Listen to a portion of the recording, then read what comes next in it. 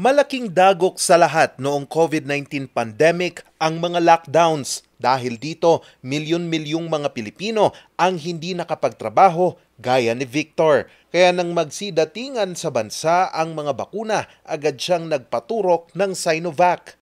Hindi ko alam sir kung ano yung mas maano sir, hindi na rin namin namili kung ano yung mayroon sir na namin dun sa sir, yun lang po. Ayun, mas sakit sa braso sir yung bakuna sir. Parang bigat ng braso mo sir, namamanhid kung minsan. Yun ang ipit. Halos 3 days ganun. Pero ilang buwan din silang nag-antay noon bago magkaroon ng bakuna na mula pa sa ibang bansa. Kaya naman mas maganda raw kung may kakayahan din ang bansa na makagawa ng sarili nitong mga bakuna.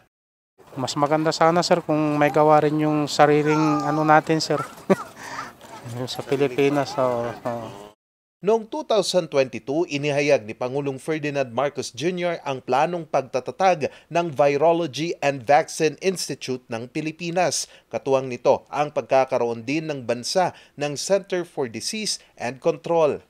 So that we can consolidate in a better way all of the disparate research, all the different sources of knowledge, all the different sources of research and new data.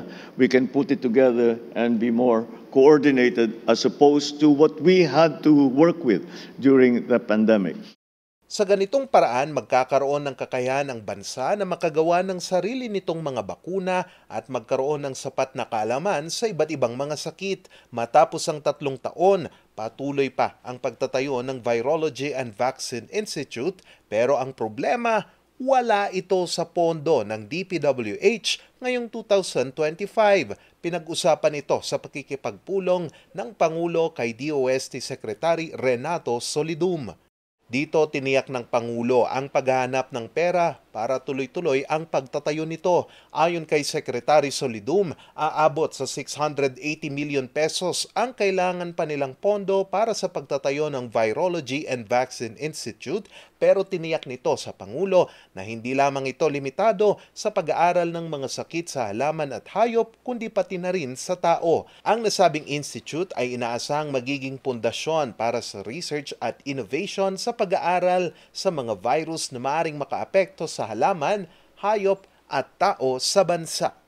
Charles Nicolimon, RNG News.